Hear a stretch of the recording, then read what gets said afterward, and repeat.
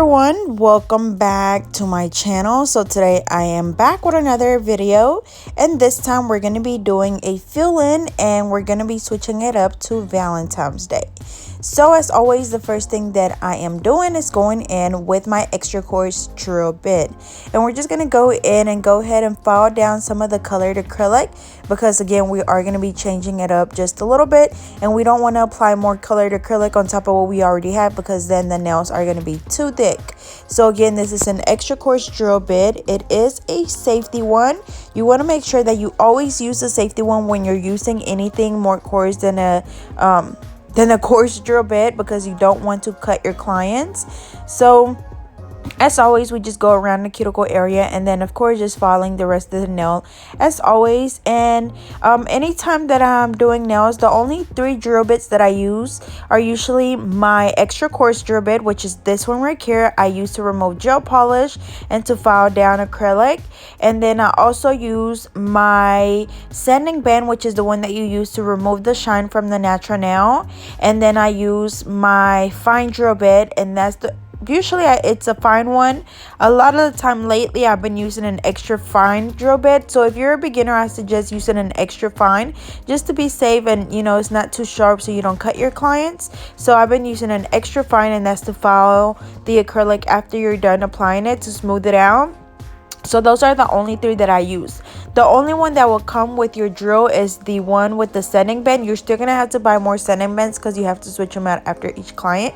But when you buy a drill, you are gonna have to buy your other drills separately. But that's pretty much it. As you guys know, I use my Melody Susie nail drill. It's the scarlet one, and when I'm doing this, like filing the acrylic down, I'm using it at 10,000 RPMs. Remember though that when you're a beginner, you know, I know that you're scared to use your drill, especially around the cuticle area. It gets a little bit intimidating.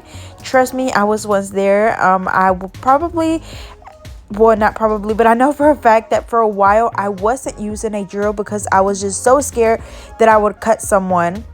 But I kept getting lifting, and I'm like, why am I getting lifting? Like, I'm doing everything correctly. Like, why are my nails still lifting? But I realized that it was because, you know, once you apply the acrylic, with me being so scared, I wasn't sealing around that cuticle area. And I also was not prepping the nail correctly. When you remove the shine from the natural nail, I wasn't getting really close to that cuticle area. So that's why I was getting lifting. So with your drill, it's just a matter of practicing, you know, just use it at a low speed. And as you get more comfortable with it, you know, you speed it up a little bit, you know, each time. But you know, kind of just do it at your time. Just because I use it at 10,000 RPMs when I'm doing this definitely does not mean that that's the speed that you have to use it at. That's just what I am comfortable using it at. But anyways, enough talking. Next, we're going to go in and push back the cuticles. As always, just pushing back the cuticles is something that you also do not want to skip. This is just going to help expose the new growth and also help with reducing lifting. And then I also get the question asked a lot, like, how do you remove any dead skin that's around the cuticle area? And I tell you guys that I don't have that many people that have really rough cuticles. This client, however, in particular, did have some. So you will see me go in and remove some of that dead skin after I remove the shine from the natural nail. So again, to remove the shine, I'm using a 180 sanding band, and this time I'm using it at 5,000 RPM. So I slow it down when I'm doing this part because you don't want to file on the natural nail too much.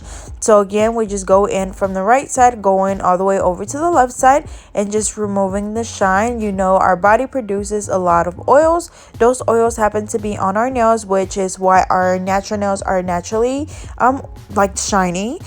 So we just got to go in and remove that shine. And then again, after this, we're going to go in with a pair of nippers, and we're just going to go in and remove some of that dead skin from around the cuticle area. And I'm only going to do it on the ones that, you know, need it. I know some people do it like every time, but you know, I just do it when it's needed. And also I'm gonna go ahead, of course, and replace this nail that she had missing. So I just applied the nail, or sorry, sized the tip, filed it a little bit on the sides to make it fit perfectly, applied the KDS glue, and these nail tips and the glue are on my website as well as the nail files. But as you can see, I'm just going in around the cuticle area, and you will be able to tell, you know, what's that skin, because it's gonna look whitish and like thick around the cuticle area. So you will know exactly what to cut. Some are not gonna have it, so I'm not gonna do all of them, but as you can see, it's like a white line around the cuticle area, and that's where you cut. This part is also a bit intimidating, so I only do it again when it's absolutely needed. And with her, she had pretty rough cuticles, so I wanted to go in and do this before I applied the acrylic.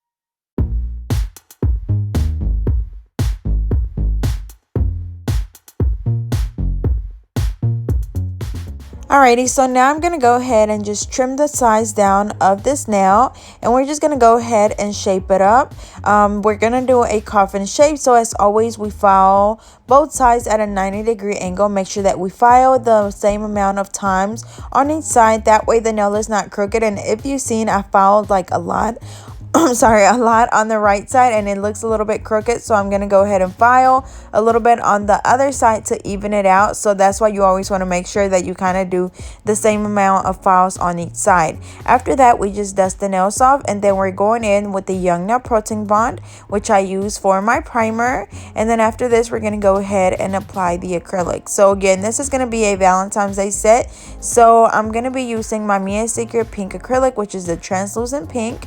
We're also going to be using a Glam and Glitz pink, and then I'm going to be using this Valentine's Day glitter that I bought maybe 2 years ago. I think all of the Valentine's Day glitters that I have are like from 2 years ago, but I still have them, so I'm just going to go ahead and use those. I did the pink acrylic like to fill in the nail by the cuticle area, and then after that I'm picking up a bead of acrylic, dipping it into the glitter and just applying it on the nail. And then of course after this, we're gonna go ahead and encapsulate it. As always, when I encapsulate my nails, I use the Mia Secret pink, but you can use the clear. You guys know that I only use the pink because I have a lot of it, but it's really translucent, so you can't really even tell that it's pinkish. So it doesn't bother me, it doesn't bother my clients. But if you just want to, use clear, that's completely fine. I don't want to confuse you guys, but that's just what I use.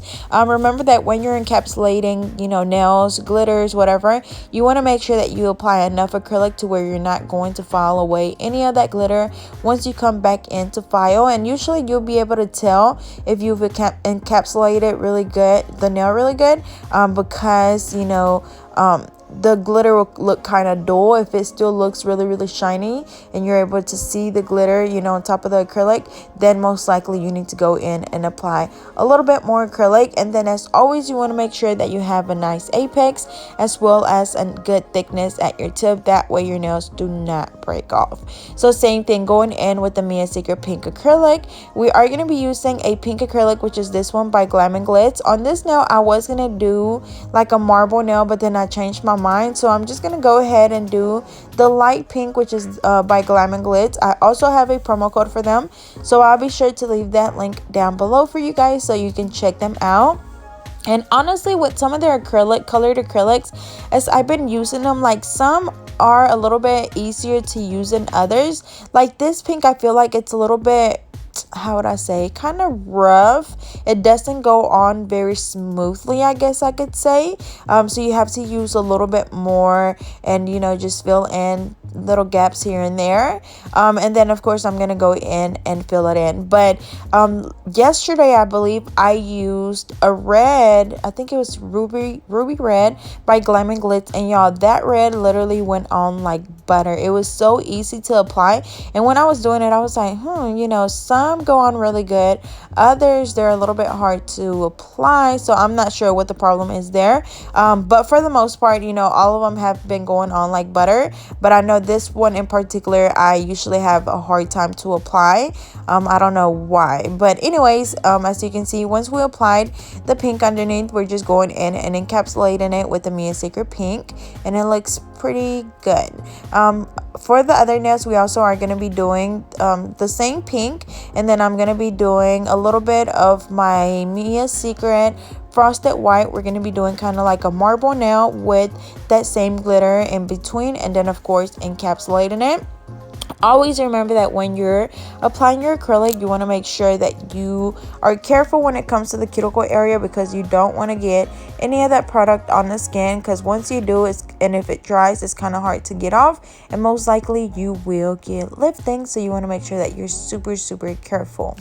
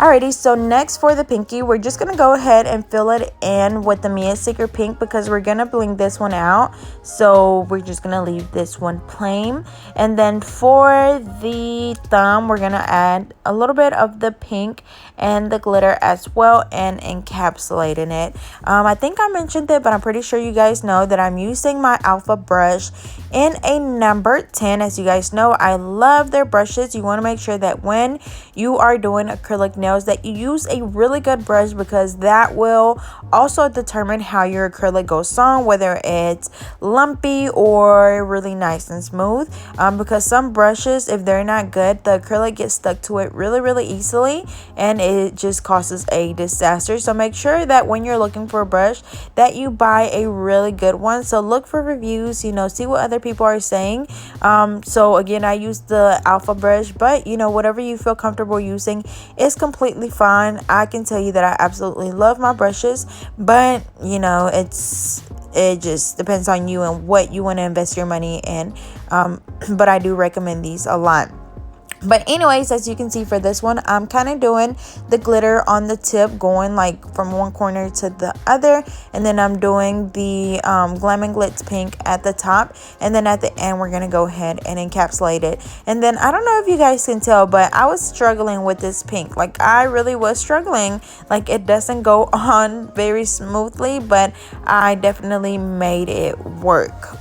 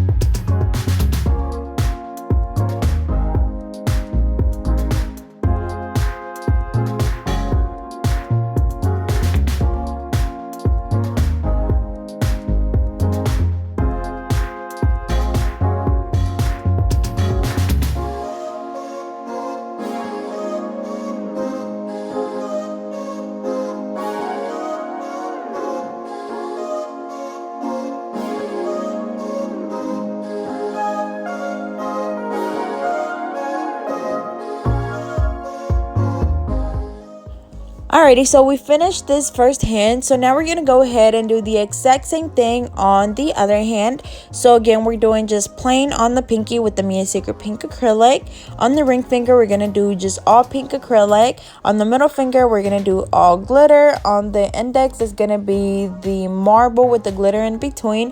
And then on the thumb, it's going to be the pink and the glitter. Remember, we're encapsulating all of them.